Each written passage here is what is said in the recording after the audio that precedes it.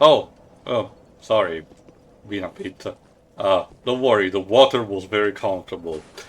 So, it's been a bit, but let's proceed where we left off at the untended grave. No bomber ahead, beware your recklessness. Although, if you pay attention, Shriving Stone, this place might look slightly familiar. Let's see if with a torch we can light up a bit. Doesn't look particularly new as a place. Like something's wrong. I wonder. There are some Sure, it's fine. there are some Corbin knights, so we need to watch out for that.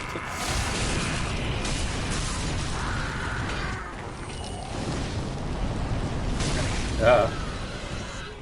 I'm also a bit rusty because in the meantime, while we were waiting between parts, I actually managed to finally have a personal, because I did play the game in the past, but nowhere in a personal manner. But a personal run of Bloodborne, so I have, the controls a bit that I need to readjust myself with.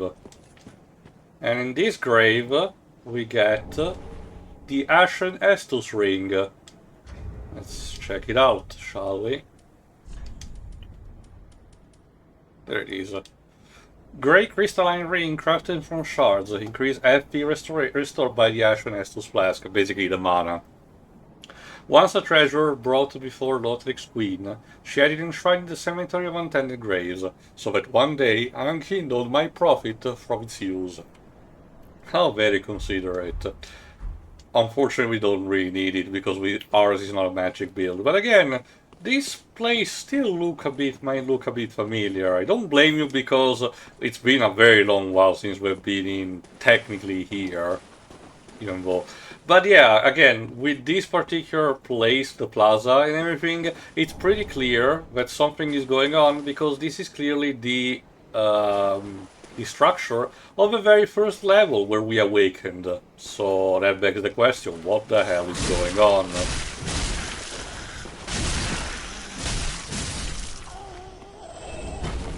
But that's what we're here to find out while going. In the meantime, Dave, since it's been a while, what have you seen recently? For that, I'd have to check my Cineworld list because can't really remember much. Well, there was the last Mission Impossible movie, technically, I think. You saw that. Oh, there's also Ballerina. Yeah, true. The Jonathan Wickle spin-off. Dynamite Chunk. I'll talk about that one first. It was fine.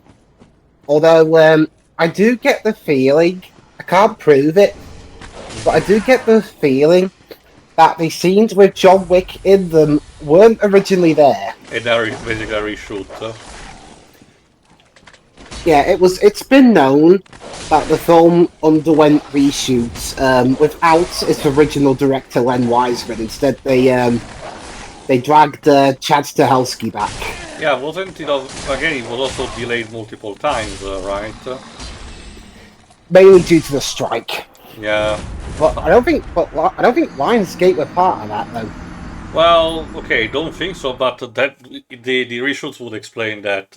Sort of noting that right now Lionsgate is in a bit of a tight spot because they had to cancel Saw 11. From what I understand, due to real life events intertwining with what the story was supposed to be of the movie. So I guess it's a case where they basically rewriting it from scratch. And there was the Martin Scorsese movie Megalopolis, which was Francis Ford Coppola. My bad. Still, you know what I mean. It was not particularly great. Let's just say that. If I recall correctly, it was nominated for a bunch of Razzies, but only won a couple of them, like Worst Director.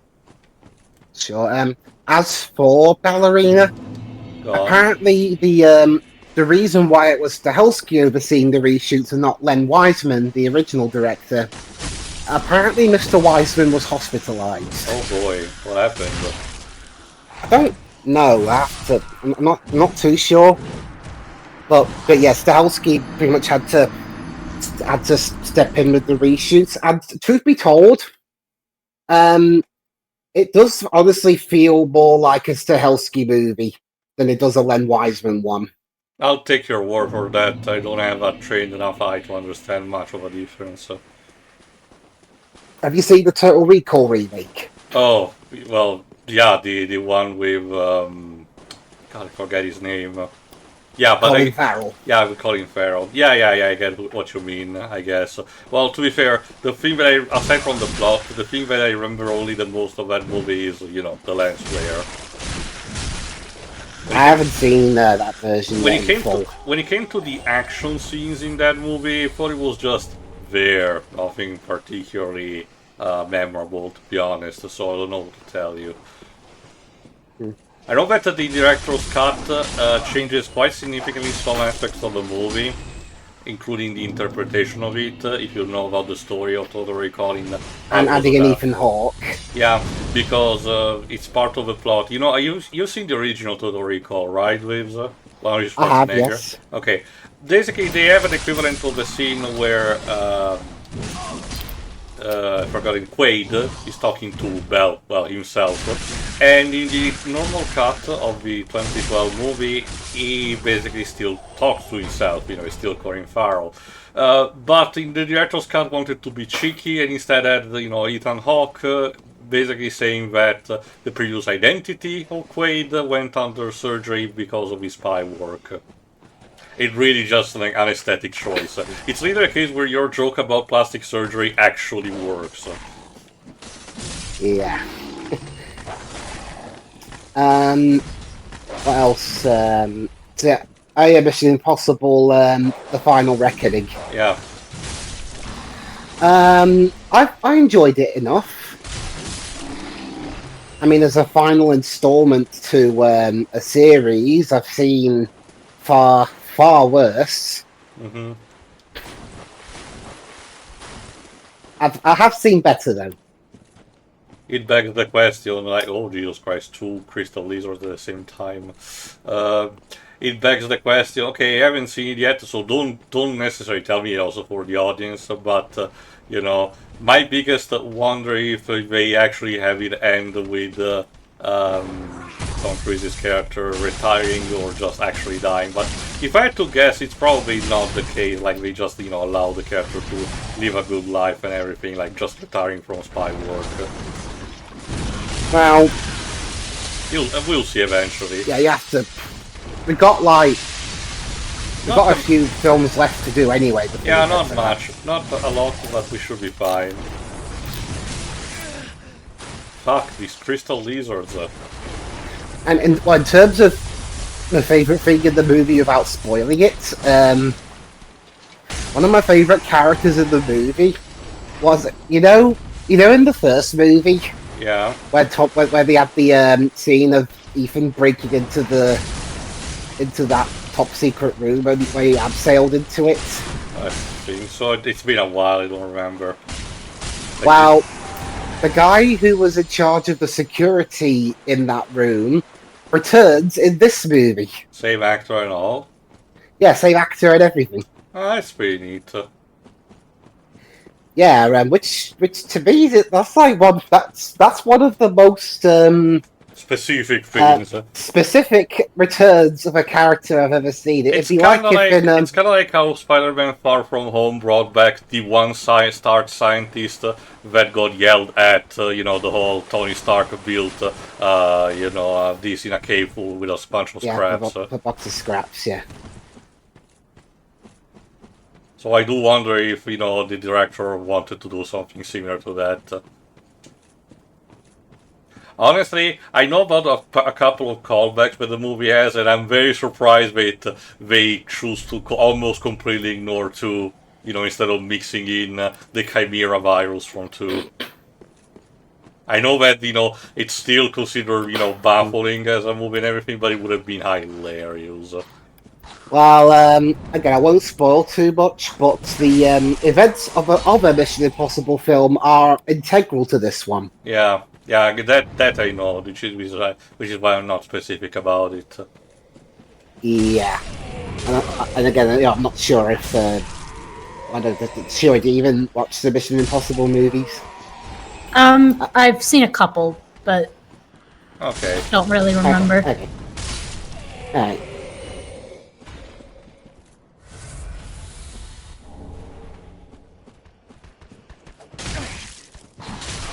In terms of what I'm planning to go and see, well, there's the Formula One movie. Mm-hmm. I'm going to try and see that in 4DX. So we're gonna shake and break you all the time as well. Yes. I mean, I feel like that's perfect for that format. I mean, as long as you don't eat before. Well, yeah, well, one thing, the only thing that they restrict you doing is that you can't have alcohol or hot drinks there. I mean, I can't imagine why. There's also Superman. Mm-hmm. I remember again when specifically it's supposed to come out. Couple of weeks, I think, from this recording. Like July 11, I think that's the date. It's early July. Okay. Yeah, it's true. Also difference in countries. Yeah, that I do know. What else is there coming out? I'm interested in seeing. Okay, I don't know when it's supposed to be released, but the Fantastic Four MCU Fantastic movie. Four First Steps. The new Jurassic World movie.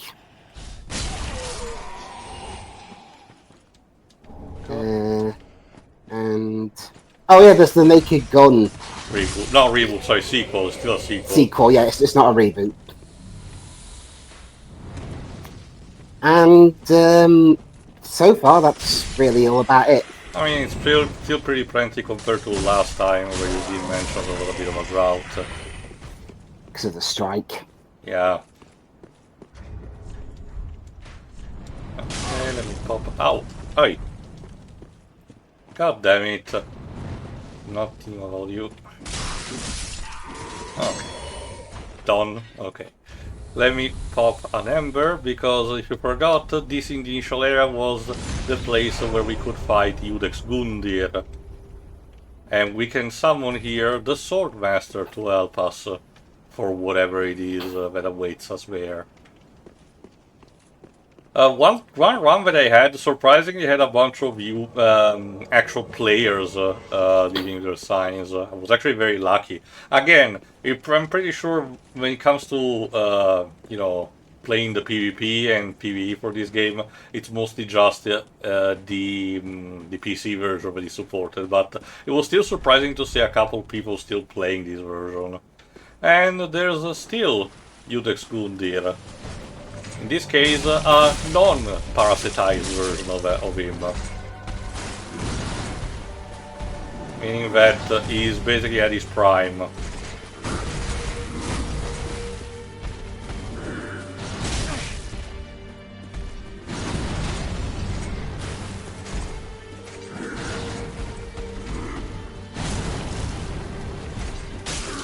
Go. Uh-oh, he also has a grab attack. Don't give up, Swordmaster. I don't need you.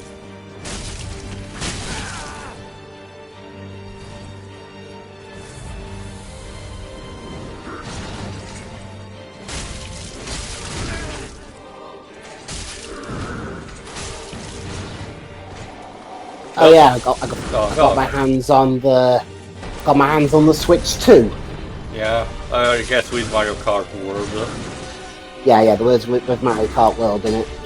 Honestly, I don't think there's much point in doing a let's look at the system video, to be honest. But Lives, what about the, you know, integrated, what's it called,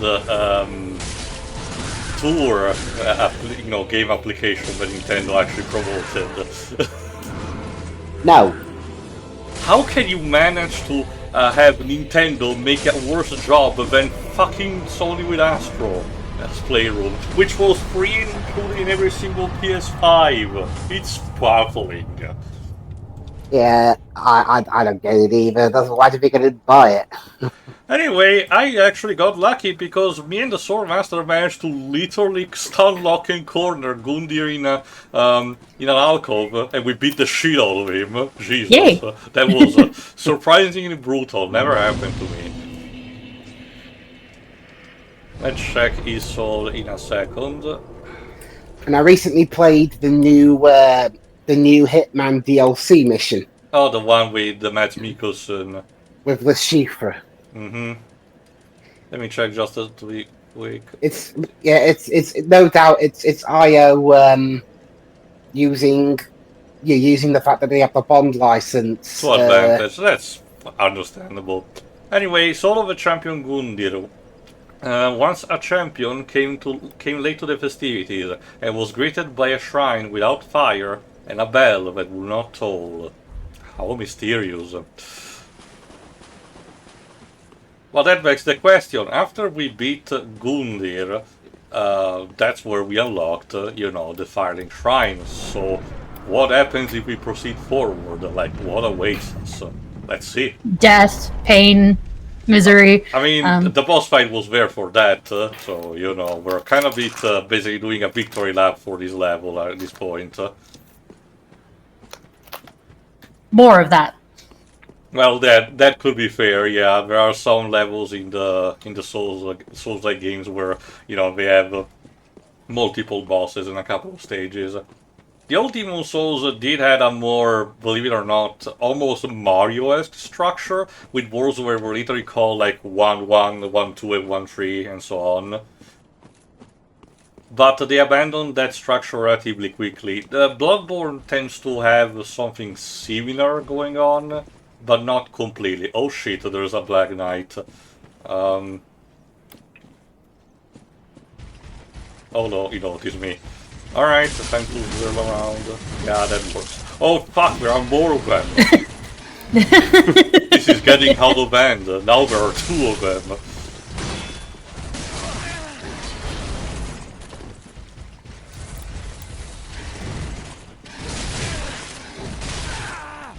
No.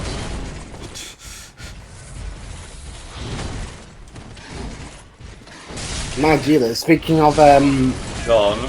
Fuck. Speaking of Stahelski that I mentioned earlier, they recently added for his new Highlander reboot. Alright, that's happening supposedly. He's got Henry Cavill in with Russell Crowe now. Sure, why not? I like how they just casually walked away after beating the shit out of you. That's the staple of the franchise, Shiro. Again, it's happening since Demon Souls, technically, where when you're basically dead, the enemy is conditioned to just slowly walk away back to their starting position. Just another It's the first time I really noticed it. Like, mostly because this was a case where they really gangbanged on me. Let's see. Is there another one where I can... Like, where they were right in front of the camera, too. Mm-hmm. Where did the second one pop? Because I need to try to divide and conquer.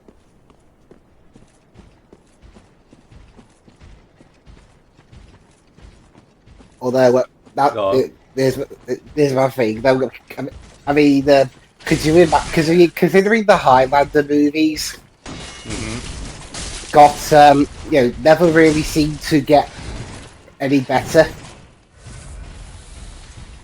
What would happen to Stahelski's career, can you imagine? I still if it somehow turns out worse than the Source. We need to technically do a generations of them, but I have to be honest.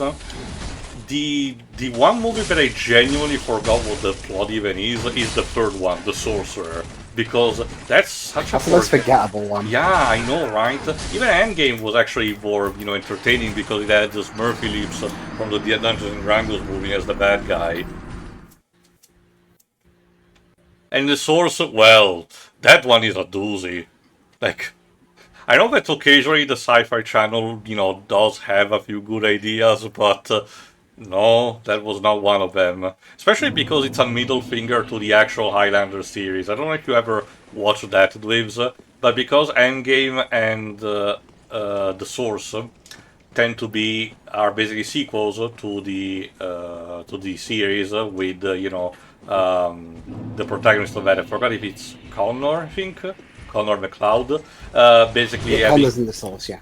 Yeah. Basically, having Duncan passing the baton to Connor. So, and having the Source being the conclusion of that, it's basically a gigantic middle finger.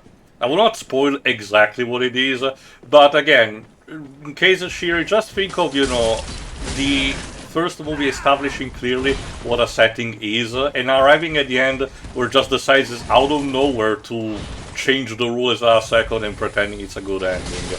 That's kind of how weird it gets. That sounds stupid. And I'm optimistic about the new Highlander movie, but I'm also partly dreading that, oh god, if it's worse than the source. I mean, to be fair, okay, I need to ask Dave because I do wonder, like, would you consider the second movie or the source the worst? I know it's like saying both equally shit. Yeah, again, drink your poison. I know, but you know, just in what way? Because the second movie had a specific can of stupidity by turning, you know, what essentially was a urban fantasy movie into full-on sci-fi. Like, while the source instead goes for a more whimsical tone where it wasn't there. Yeah, having rewatched Highlander 2 on Amazon Prime. I honestly can't believe that Prime actually went out and used the first version of that film. Waves, Amazon Prime tends to actually distribute a lot of, you know, bad movies just for the sake of, you know, preservation, for the sake of, you know, because we know that there's an audience that willingly, you know, watches them, like Pinocchio and the Emperor of the Night, just to make an example. Like, I might actually pick that for Halloween. That would be hilarious. Well, they also they also put on OK Connery.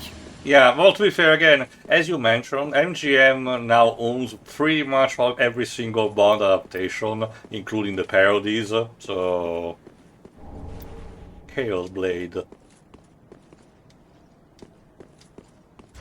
Alright, let's check out all the equipment that we got. Specifically the Chaos Blade, which is a bit important actually. It's a particular legendary katana.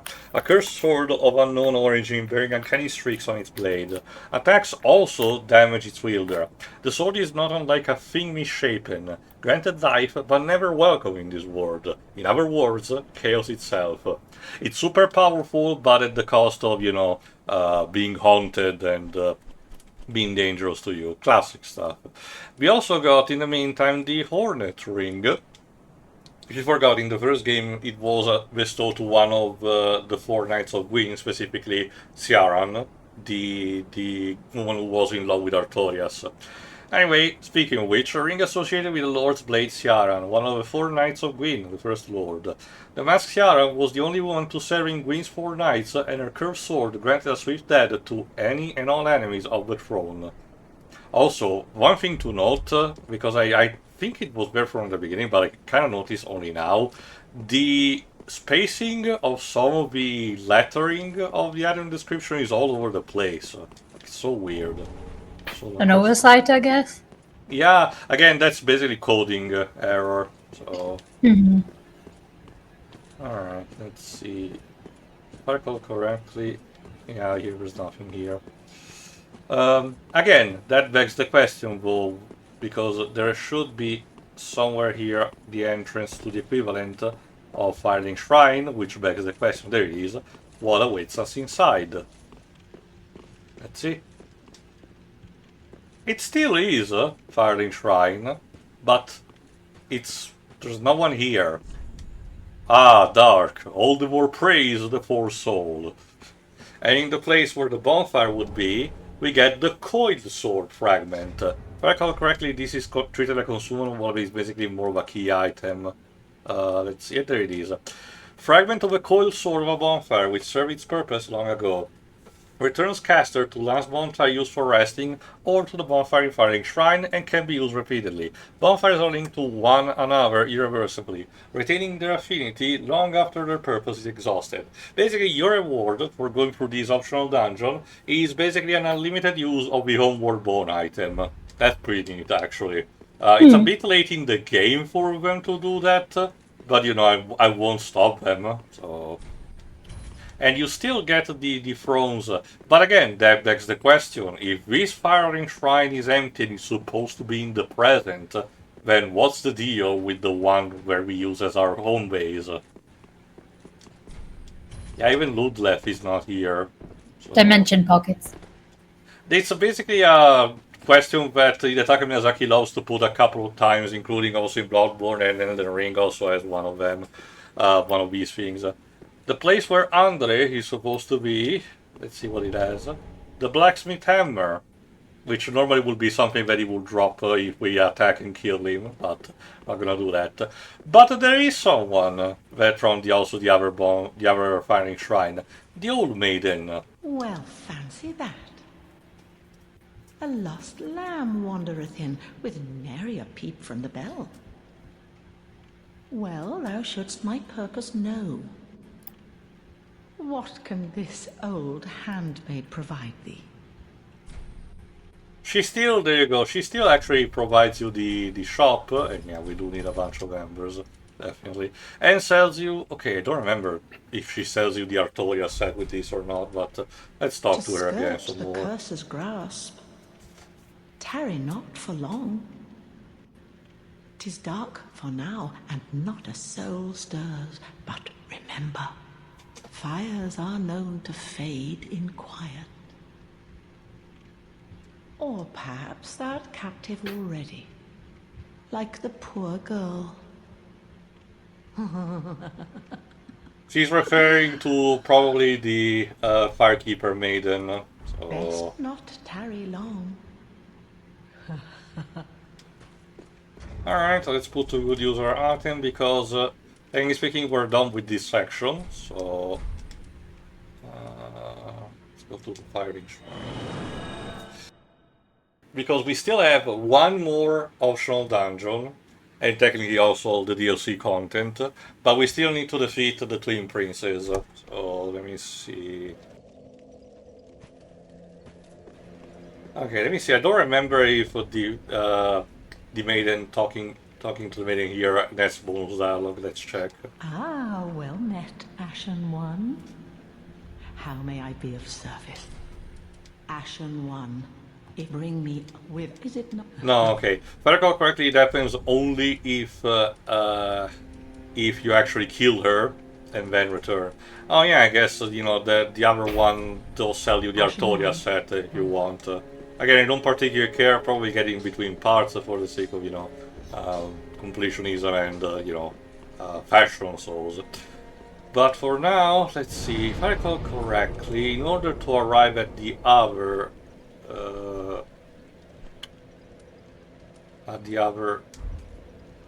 optional dungeon, we need to actually track back to the Iritil dungeon. It'll be a bit of a trekking, but we should be able to handle it. Okay, starting at the Profane Capital, but I guess we need to return to... Fuck.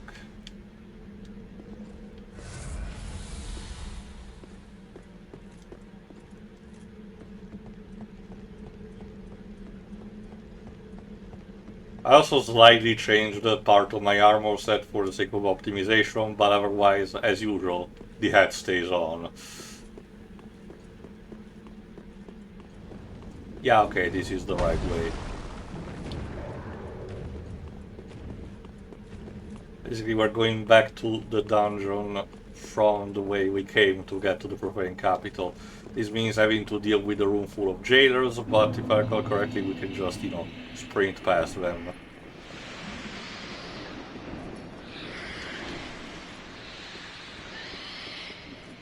There you go.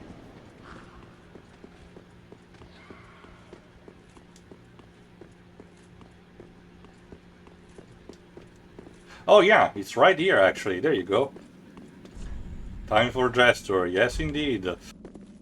Okay, if you don't remember, at the end of the last part, where we entered the new dungeon, we did acquired...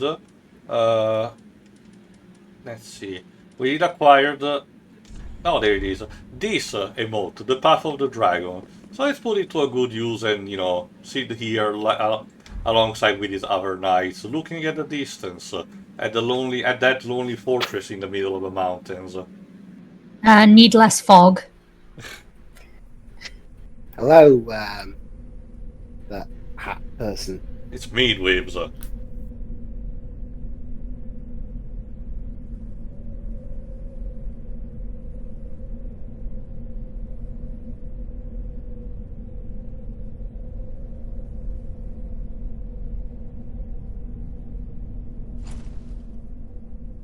We unfortunately fall asleep. I guess the view really was that boring, goddamn. Wait, falling asleep. Did we start a new part? And these transitions to a loading screen, no? And then we're killed in our sleep. That would be hilarious. Surprisingly, no. There are, okay, not to this extent, but there are a couple of moments where a game done by Taka Miyazaki might trick you into something like this. And we're teleported at the end of a ravine. Wow, with a very sunny climate, so let's check out. Oh god, it's so bright! Ah, It's the sudden flashbang light theme. Light in my Dark Souls game? Ew. well, it's called Dark Souls, not Light Souls. Where? We're incorrect. 0 out of 10. We are at the Archdragon Peak. Oh, then we're not clearly welcome here. There you go. With mostly inhabited by lizardmen, but with a name like this, you probably should expect a dragon here somewhere. Did we sleepwalk to here or something? It's called ascetism, dweebs, I guess.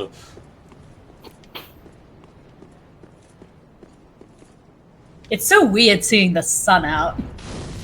Yeah, that is a good point of observation because yes, most of the game has been in a twilight-esque setting. You know, the more the game progressed, if you noticed, the more the sun set towards, you know, represent the fading of a flame. But for some reason, this place, which is probably because it's high above in the mountains, still properly has, you know, a clear sunlight. That's probably one of the reasons why it stands out.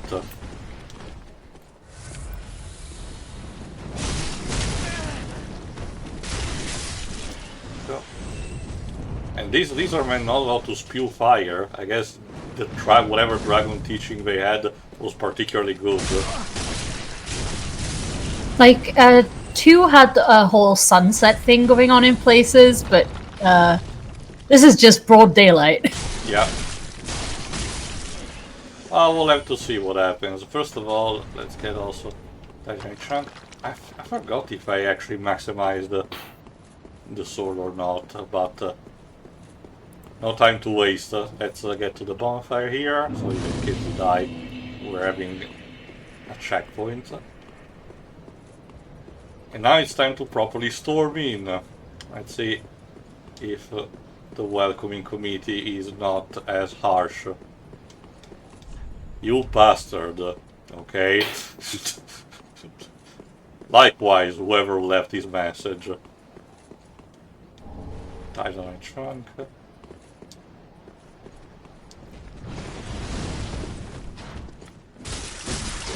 Oh god, this one is big. And they fireball me. Hate it when that happens. Yeah, don't you just hate it when that happens? Just walking along and then I get ambushed by monsters. To be fair, this is supposedly the sanctuary of these people, so I get the idea the reason I'm not very welcome here is because I'm just, you know, violently trespassing. But they didn't even let you dig your caves or anything, they just ambushed you. Doesn't matter, you kind of just plopped into existence. Yeah. But that's the thing though. Imagine if someone just... It'd be like if someone just stumbled into my place of work and I decided to shoot them. Lives, you're British. Again, by watching Midsummer Murders alone, I know the feeling that apparently the countryside in your place is not particularly welcoming, even people just outside the villages. You can't judge our country based off one TV show. Also, dwarves, since when do you care about not beating people up as your first port of call in video games? Yeah, that's the thing. It's video games. Besides, I'm the one doing the beating up, not the enemy. So it's okay when you do it. I get it. Of course. All right, let's move on. Exactly. Like you haven't done anything like that before. Well, I'm sure it's only smooth sailing from here. Well, shit, a giant wyvern.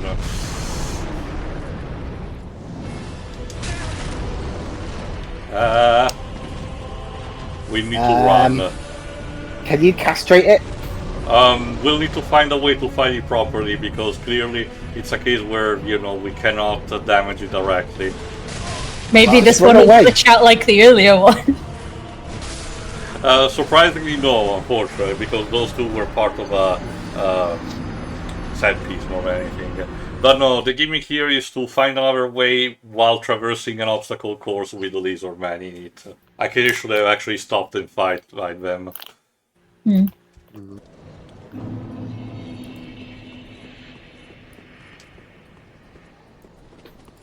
Also super not used again to this particular control scheme, because really there's a bit of a difference. Bloodborne really is a more agile type of game, surprisingly. So I'll need to get back into things. In the meantime, been playing Deltarune. Yeah, chapter 3 and now 4, for understanding. Yeah, I'm still playing through 4. How much have you seen of it? Pretty much everything that needed to be. Okay, chapter 3, I'll need more than one playthrough to get into it, Yeah, I feel. because of how one character speaks, I know exactly what you mean. Yeah, and like the text is only on screen for a limited time, so I still think it's a very good chapter. The secret boss can get in the bin. That's kind of the point, I think. The secret boss for chapter 4 is so cool. And Susie's best character. Of course. I haven't finished chapter 4 though. I'm pretty sure I'm near the end though. Mm-hmm.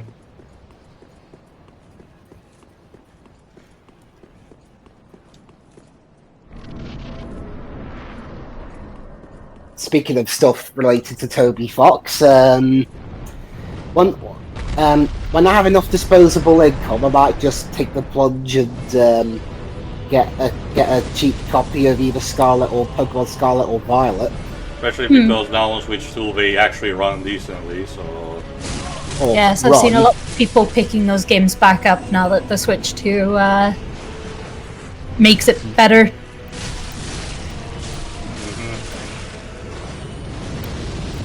Ah, shit.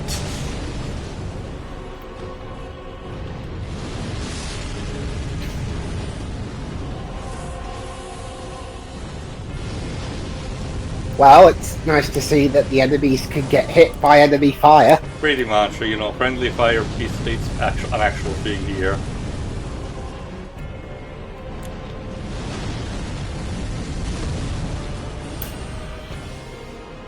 Let's get up here.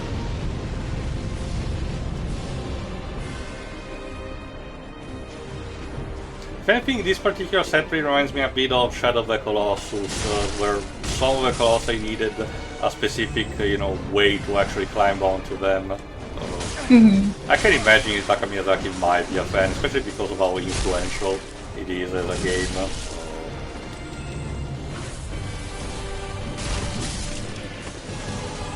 Alright. Let's see. Is anything inside here, or is the wyvern gonna roast me?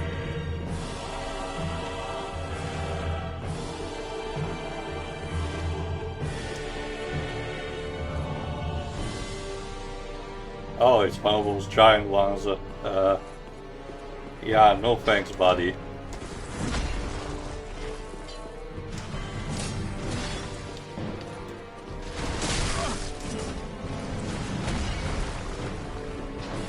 I guess I should have just moved forward.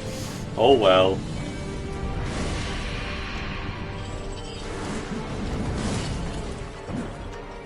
Oh god, this giant one actually had the get over here scorpion thing. It was, yeah, speaking of Scarlet and Violet and Mr. Fox, it was actually kind of funny that when he tweeted about Scarlet and Violet and that he composed one of the themes, he accidentally revealed the game's director before any official announcements were made. Oops. Yeah. Whoopsie. Whoopsie daisy. Alright, if I recall correctly, I need to be here. Alright, let's see, with a plunge attack, if we manage to... Oh shit. If with a plunge attack we manage to actually defeat the wyvern. Huzzah! Yes! Basically, that's the gimmick. You need to do the whole obstacle course to insta-kill the wyvern. Like Just this. stab them in the head. And we got a dragon headstone, which, similar to the first game, allows us to turn into a dragon if we want. Funniest shit I've ever seen.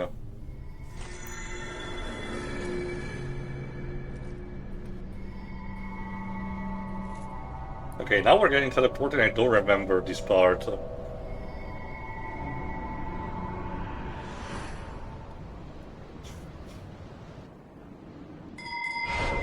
Oh, okay, we just get teleported to another place of the shrine.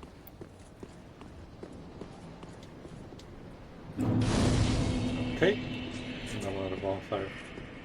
Okay, there's more to do in this place, but for now let's just move forward just a bit for the sake of for the sake of seeing a couple of things.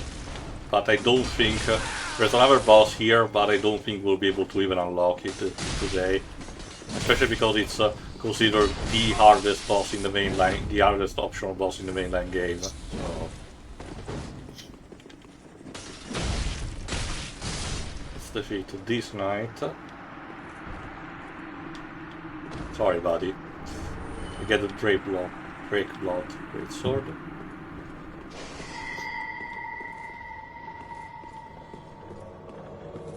If I recall correctly, around here there's also... Fuck! Alright, these things. These are little, basically, baby stone dragons. Aww. No, not all. They don't burp fire on my ass. And they're also very resistant towards damage. And they love to also headbutt me. They're like... It's like a... They're so pudgy. Yeah, they're also dead. Oh.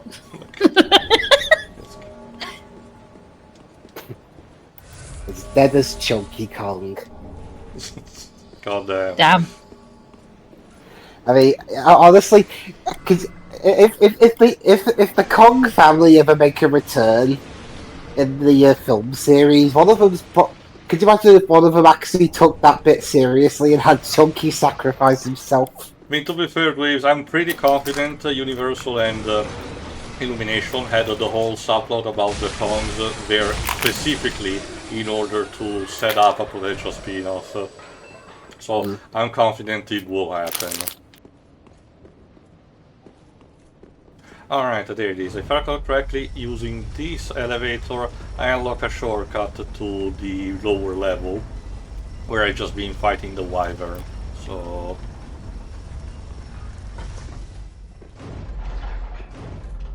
Yeah, I know we saw a bit of them already in the 2023 film, but finally on film we have a depiction of Yoshi that's actually, you know, Yoshi, not a terrifying generic dinosaur creature thing. Yeesh. It says a lot, but even when Terminal Montage tends to parody stuff like Yoshi, even with the whole surprisingly photorealistic design for a second, it still looks more appealing. That also begs the question, since you might as well, you know, roll the ball about it. Which VAs would you want for, you know, a Donkey Kong spin-off movie? I mean, for characters that don't have one yet, obviously. Like, say, Dixie. Honestly, I can't really answer Tom Holland as Diddy Kong. that poor guy's overworked, I swear. Like, pick a different actor so some actors get a break. Also, also gotcha. Zendaya as Dixie Kong. Well, to be honest, even joking aside, I wouldn't mind... Tiny Kong comes in and takes her job. I wouldn't mind... Oh, I forgot. Is Wayne Knight still voice acting these days? I'm pretty sure he is. Because I wouldn't mind him as a King K. Rool. I think he's still active.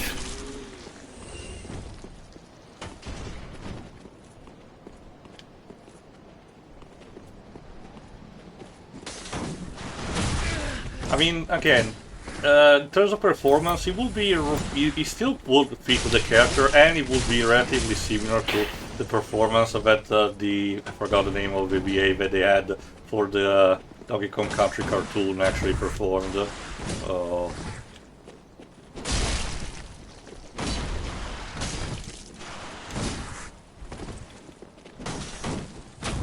Oh damn it, this shield guy. There we go.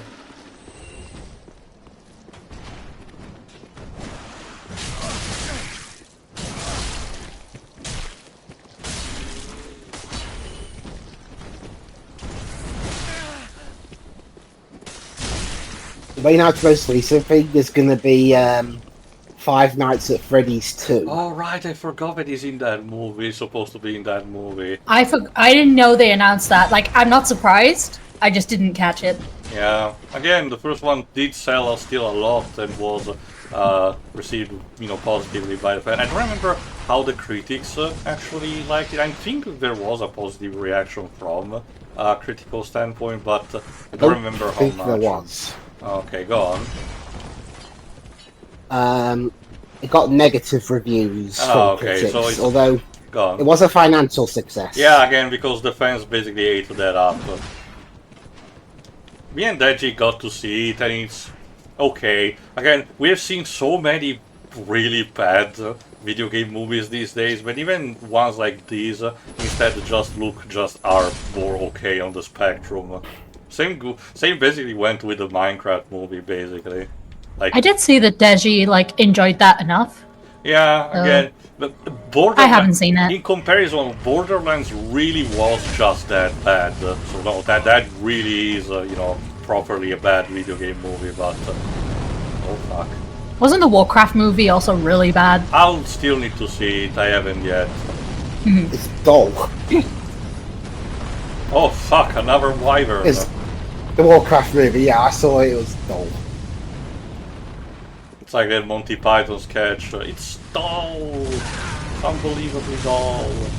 They're working on a Zelda movie, aren't they? Yes, but it recently got delayed, and again, considering who Avi Arad is the producer, I'm not holding much of my breath. I mean, it only got delayed by a couple of months. Yeah. I guess we're just refining the script at this point. Mm-hmm. I mean, it's probably better if they don't rush it. Mm-hmm. I mean, I do have confidence in Wes Ball, the director. Yeah.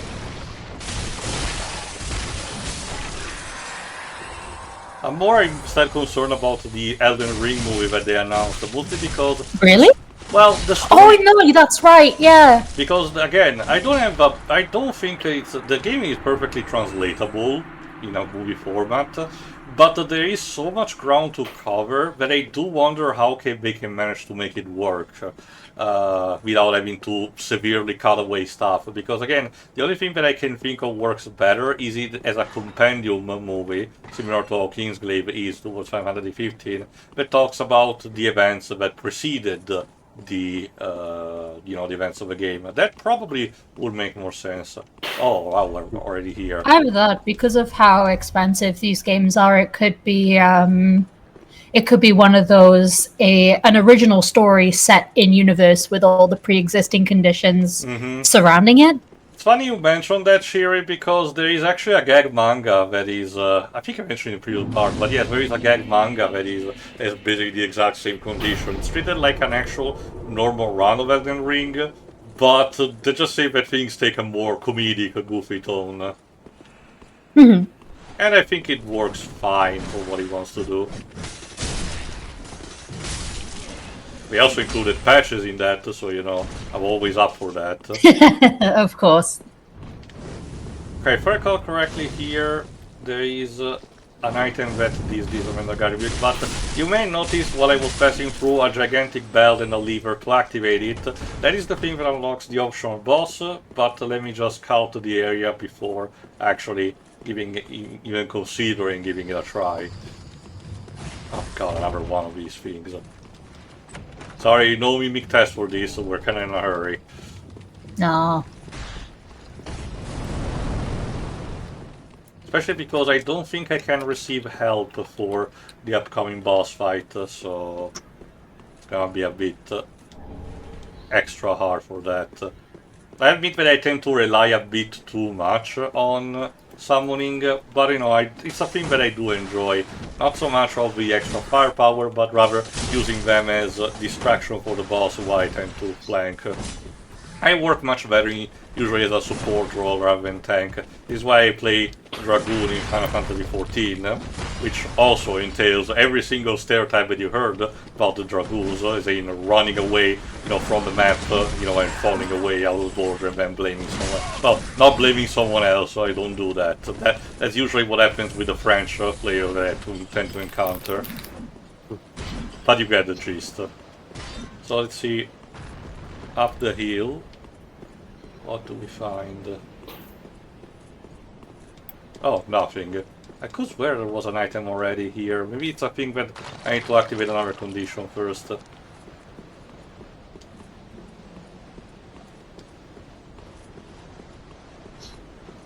Especially because, if I recall correctly, here there is a quest line, one of the character quest lines that can be continued, but I don't remember the exact details. Maybe we'll do that next time, especially because I think our timer is almost up. Get down there instead. I don't worry about me losing souls or dying. Like I said, I'm at a point in the game where I can just be perfectly comfortable in dying and regaining. Stop blocking the camera. Speaking of Nintendo, did you guys see that little accident by whoever at Nintendo UK allowed those Metroid Prime 4 out now posters to get out? Oh, I actually did not know that What? happened. Yeah, apparently there was some posters in the London Underground claiming that Metroid Prime 4 is out now, even though it isn't. Oops. Was it one of those ones where like people can commission to have like posters on the trains and stuff? No, it's an official Nintendo one.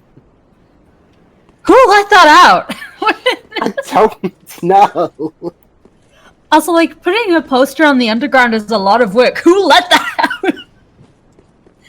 I bet that gave people heart attacks. Probably Nintendo. Nintendo's probably seen it and are like, the fuck? Especially because, yeah, I guess it reflects the marketing, because for the launch of the Switch 2, my country did actually a lot of the posters in the underground that talked about also the launch of Mario Kart World. There is a sizable Nintendo fan base here, so it doesn't surprise me in the slightest. So, alright, I guess we can call it a day. Let me return to bonfire, because I want to make sure also that that particular quest line is done, and I don't remember how I'm supposed to trigger it. So let me get Also, very quickly, but because of a recent, on the topic of Nintendo, because of a recent announcement, I might have to save up for a Switch 2 sooner than expected. Alright, anything Like, here's a Splatoon spin-off. It's like, oh great, thanks. Alright then, tune in for the next part, where I see we can manage to actually progress to that questline that I mentioned, and otherwise we give a try to the mysterious other boss of this area. See ya! See ya. Ta-ra.